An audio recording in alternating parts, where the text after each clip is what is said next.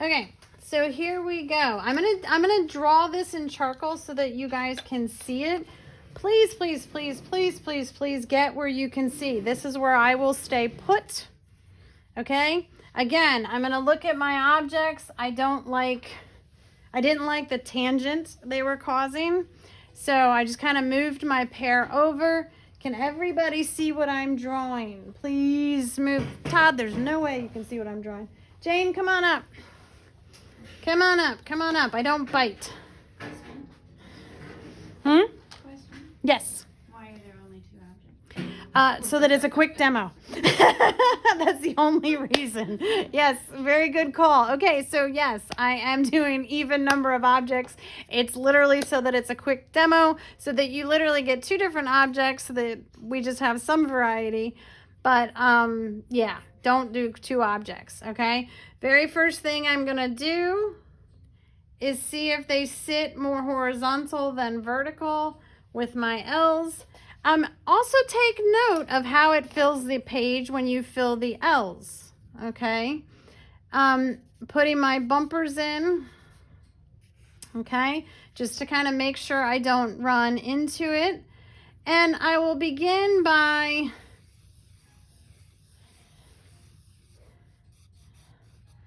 my most bottom shape, okay? And so I'm going to show you a combination. Okay, I love to do this on the final demo. So I have my pear because that is a really obvious shape. Would you guys agree? Mm-hmm. I think so. But then how can I quickly discover where my right brain, left brain, I already explained that to you guys, right?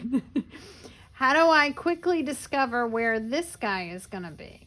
Okay, by doing that envelope line. And I think I told you when we were learning the envelope line how I, sorry, can you tell when I'm focusing? I stop speaking. Okay, kind of figure out where everything is. I'm answering the question where. I am not doing detail, Jody. Do you know how many times I caught her doing... She's not here, but I'm picking on her on video. So, you know I love you, Jody. I do. She was my kid's science teacher. Okay. All right, so I'm feeling that. Now I'm literally looking, how do I like my space? Now, Anne, this is why you want a third object. Because look at all that negative space, and there's really nothing I can do about it. So... honestly, if this is what I had to draw for, say, a customer or something, I would probably square it out because it's, okay? So that's just something I would do, just kind of thinking about layout. You want to make sure it looks good. You guys will have 3 objects, so hopefully your object will be like there, okay? Now I'm going to actually look at my shapes. I'm going to really look at this ellipse, kind of get that in. This is a symmetrical object. Just kind of give me that straight line just to make sure. Okay. That's working. I like figuring out the axis of stuff. Okay, axis as in A-X-I-S. I know I say it kind of funny. Just to kind of make sure, and that's something, by the way, these symmetry center lines, thinking about those, thinking about the envelope, those come very much in handy with portrait and figures, because going from the corner of the eye to the corner of the mouth, corner of the eye to corner of the nose are significant relationship proportion kind of things, okay, for the portraits. So that's very helpful. Okay, that's feeling pretty good. I'm gonna double check some relational lines. Okay, so this tells me, which I'm kind of feeling it. I did this wrong. Yeah, that feels better. Okay, and so I looked and I saw that this actually hits the pear from my vantage point here. Okay. And that pear, I'm using my pencil to double check some lines. All right, let me not get ahead of myself. It's always so funny because I'm so used to drawing, then I forget how to do this to teach it methodically. All right, unit of measurement, just kind of real quick. Arms straight out. Like I said, I take 2-3 weeks for unit of measurement. Arms straight out. Finger marking the top of this, finger marking the top of that. Okay. I'm going to turn it sideways. 1, 2, 3. Okay. Now, this is my unit. So, up here, it's that big. You don't come here and do this. This is your unit. You then measure this, and you use this to measure 1, 2, 3. So I'm a little on the wide side, which I figured. So I'm trying to figure out, I feel like this rim is good. It's a lot of gut. It's a lot of trial and error. Okay, so I'm going to shrink it a little bit. All right, let's see how that works. 1, 2, 3. Boom. Nailed it. Okay. Really hard to get used to that. Now my ellipse feels good. Okay. And I can use this unit to measure the rest of the thing. Okay. 1, 2, 3, 4. That's ultimately 1, 2, 3, 4. Nice. Okay. You can go up a little bit.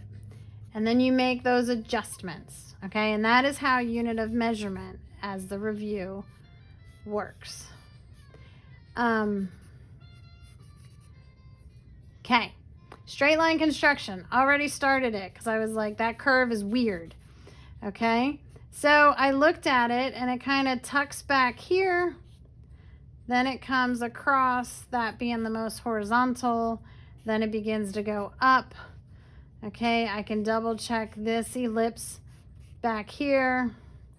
Just kind of breaking it down a little bit more. And now this pot is looking like that. Here we go with the pear. I've already started here, making sure that, and then 1/4 of an inch by 1/4 of an inch, right?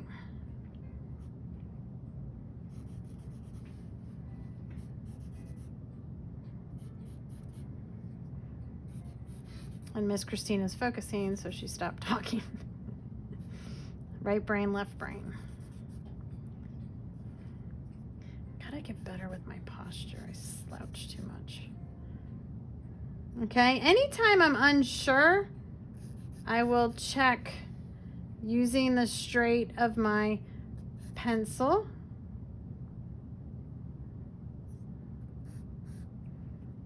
Okay, and now we have that pair. Okay, as well as, let's get this stem in because he's cute. Okay, and I'm noticing it goes beyond the jar. Okay, any questions so far? That's the first 3. That is your first semester of the year drawing, because I'm going to shamelessly plug that. You should be used to me. I was so shameless, the mayor was here Sunday. Mrs. Mayor, can I have a selfie with you? Question. Yes. You're using charcoal now, but normally you would not. For this much of it, you would use what? A hard pencil or? So, it depends on what I was working in. If I was working in charcoal, this is how I would do it. I do like to demo in charcoal because it you can see it. Because really, how light you have to draw with a pencil, none of my students can see what I'm doing. That's kind of the point of the demo. So I like to demonstrate with charcoal. But if I was doing a pencil, I would just be using a HB right now. But then if I'm doing charcoal, I'll start with a vine. If I'm doing watercolors or pen and ink, I start with a pencil. Actually, I'd start with a 2H pencil so that very little graphite is left on there, because I don't like the look of it. I don't like the look of it mixing with watercolors. Some people do. I don't. So that's just something. I probably gave you more information than you're even looking for. That's okay. I have all kinds of answers, more than you want. Okay, at this point with charcoal, and if I was doing graphite, I want to get rid of the lines I don't need, okay? A lot of construction lines, a lot of... I did have a professor once be like, you need to be sure of what you're drawing. I think it's a crock of crap.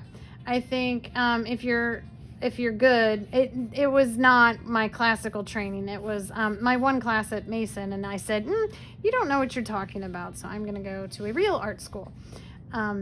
Sorry, Mason, you've got a lot of great things, but back when I was going, your fine arts program was awful. So now I'm going to go into value, and I see some weird stuff going on. Really weird stuff going on. So, again, this is my still life. You guys are going to set up your own still life. If you see weird stuff going on, stop, fix it, okay? So I'm going to, there we go. That makes a little more sense, okay? So that extra light that you got rid of, was that a reflective light from the base of the light? I don't know what it was. Probably, but it was too funky. And here's the problem when you have funky stuff. My favorite story is one of my dogs was a Boston Terrier. And if you're familiar with the breed Boston Terrier, they're wall-eyed. Okay? Their eyes face the walls. Okay? It's just the way they are. Okay? And somebody walked in, because I had it as a pet portrait sample, and somebody walked in and they were like, oh my gosh, she doesn't know how to do eyes. I couldn't, thank God they said it out loud, and I walked up to him, I was like, oh, I guess you're not familiar with Boston Terriers. And so literally after that day, I took it out, because I'm like, I didn't realize it wasn't a popular breed. It is now, because somebody got some Boston Terrier and they are now, but back then they weren't. And so the couple literally thought I did the eyes wrong. It's kind of the same concept in general. If something funky's going on and you need the photo to explain it, fix it. So who knows what was going on there, but it needed to go. Okay? So right now what I'm doing, Caleb, because you missed this lesson, so you get a fast track, is I'm drawing out, I'm splitting the light from the shadow, and I'm drawing the cast shadows. And I'm noticing at this stage, you can still fix your drawing. As a matter of fact, some people see shape really well, and so the value lay-in helps. Okay? My best is proportion. My weakest is line.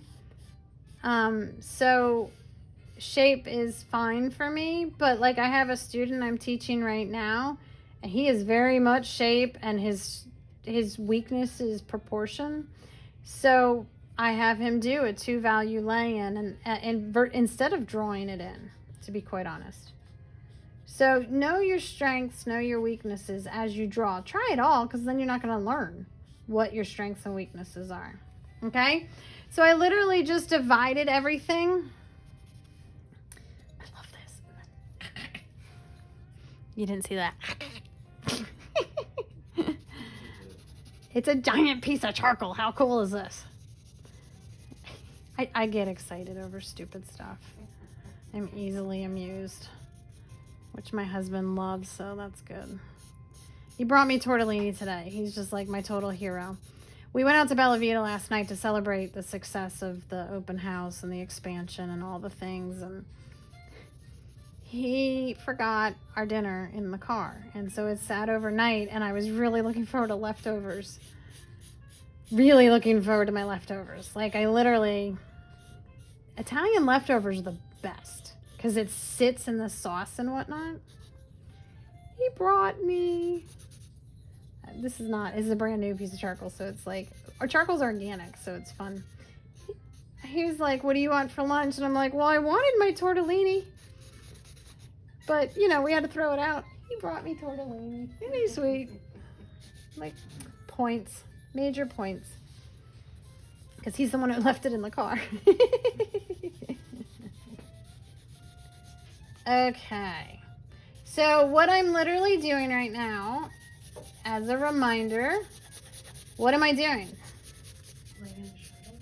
Yep, 2 value lay-in, right? We did that, right? We talked about that? Did we talk about that? Did we talk about 2 value lay-in? Should have. Did I not? Well, the first thing you do when you lay in values is lay in the shadow side. Okay, good. Thank you, Jackie. Jackie's got the best notes. I am giving you a gold star. Do not let me forget. Gold star for great notes.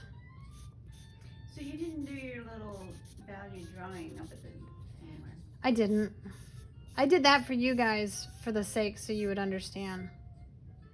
I do not know how to draw boxes. I can draw a pair, but I can't draw boxes. That's really pathetic. Okay, so what I just did, Dan's keeping me on track. Do you notice this, Caleb? I love it. We're doing it for Caleb. We're doing it for Caleb, yeah. Because he missed this one and, you know, I had the show, so I didn't get the video out before class. Okay, here we go. That's better boxes. Okay, so basically what I'm doing as a review is I'm basically getting shadow and light in. So the first approach is 2 values, okay? And so you do shadow and light. So I have all my shadows in, right? Now I'm gonna develop my form shadow, and then I'm gonna develop my cast, which I started to do. See how I'm, it broke. It's so sad. She just broke one of her rules. Don't mess with her. Charcoal you can. Charcoal actually you can. That's a pretty thin piece. Okay, so I just developed my cast shadow a little further. I'm seeing this form shadow. It's a little darker back here. There's not much reflective light. This is what I'm talking about. Because we're on a black surface, and I got ambient light, but I know enough, because I've done enough still lifes over my lifetime, that there is going to be a degree of reflective light. Not quite there, actually, because that's a pretty thick, okay? But what is happening is I've got cast shadow here. Cast shadows have hard edges. Here's another tip. Cast shadows have hard edges. Form shadows have fuzzy edges. Sometimes cast shadows and form shadows run into each other. So you'll have like this where we have a hard shadow and then it goes fuzzy. Okay? Now, because of this pair, and this is where the reflective light kind of tells you what's going on, this pair is actually reflecting into the terracotta. Okay, so I'm seeing that reflective light. It's saying the light is bouncing off the pair into the terracotta pot. And so I want to get that in. Okay, now it's a little light, but it helps me drive the point home. But let me get it a little more accurate, because remember, I don't want my mid-tone to be lighter than, my reflective light to be lighter than my mid-tone. Okay, and I got a little excited with this cast shadow, so let me shrink that. Okay, and then this is fuzzy. I'm kind of exaggerating it a little bit so that you guys can see what I'm talking about. Okay, where you have the nice hard edge of the cast shadow, into the fuzzy. Okay. Then next, I'm going to develop the light side. So again, you do take into consideration local value. I'm not real worried about it. We spend all this time during the year. We work on just seeing the form values on white objects.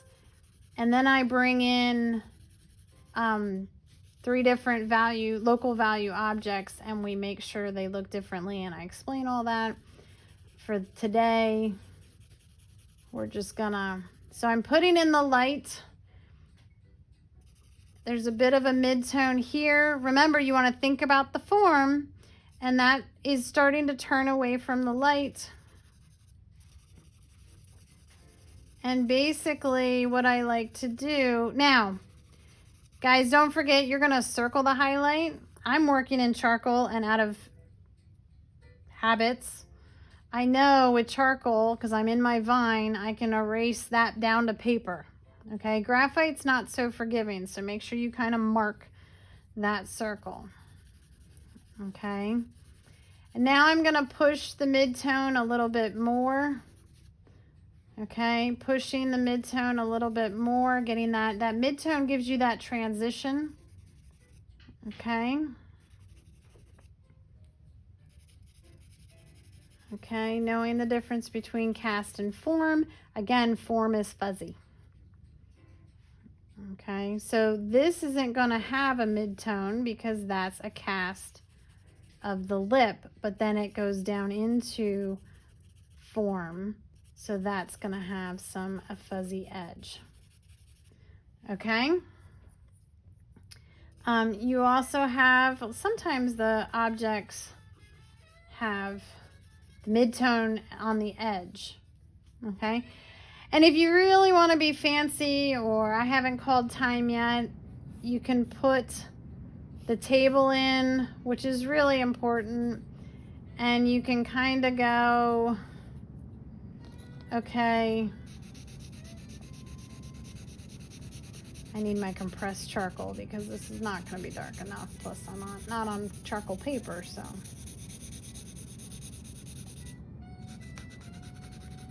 But this is where you can compare values. If this seems easy, compare values, okay? This is where you can go a little more advanced. And I'm going to show you, I know I'm losing everything right now. I'll show you what I'm going to do.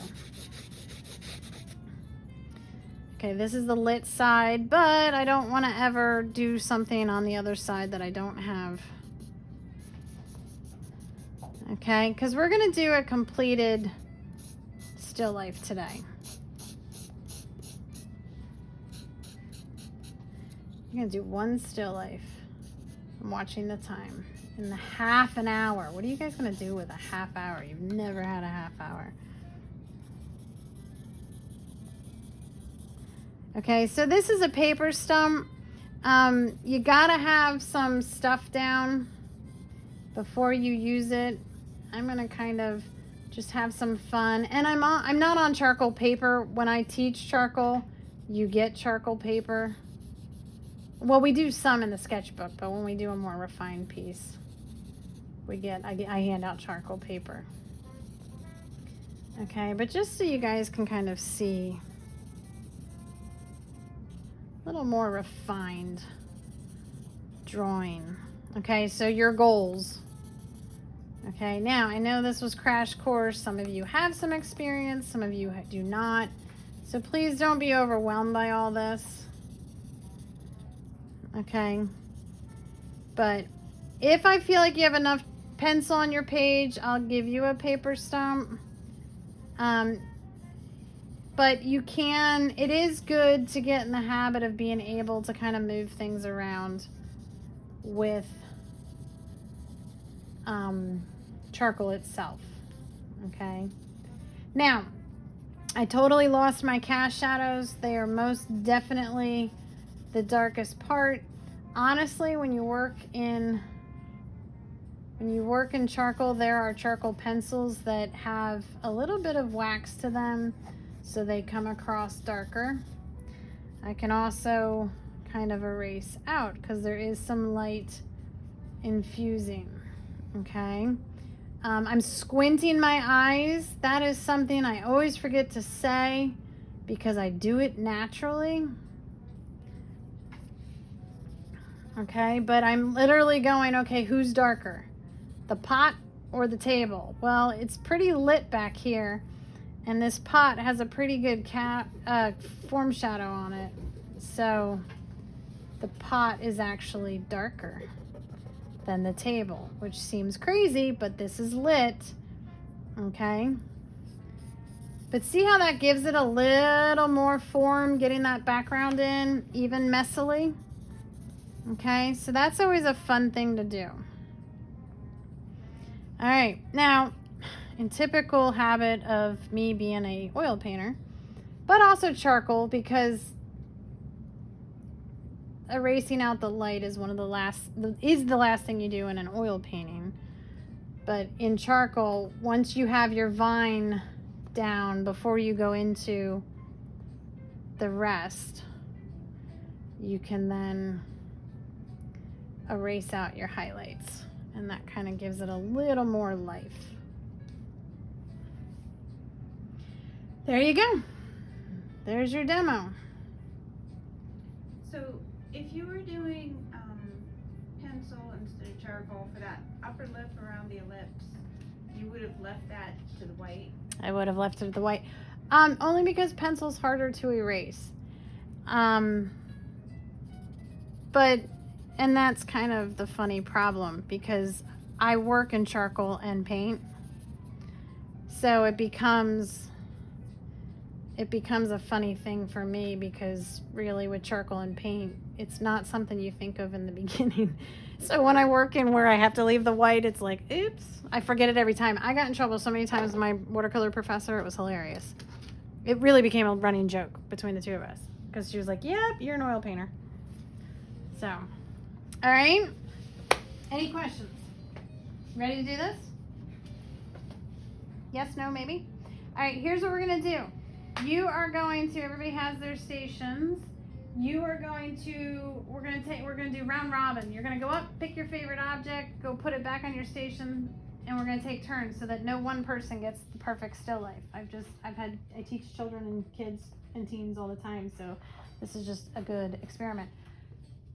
You will notice there are still life set up. It's because I wanted it to look nice for the opening reception. So if you do not like the objects that are set up, or if you do like the objects that are set up, go ahead and snag one of them. Obviously, get the permission of actually, let's do this. Okay, Caleb, go pick your first object, put it at your station. Then Jackie, you're gonna go. Jane, you're gonna go. Todd, Ann, okay? And then we'll just keep going around. And that way everybody gets at least one object they love. Sound good? So we're just getting one object. You're just getting one object, and then we're gonna go around again, and you're gonna pick a second object and then a third object.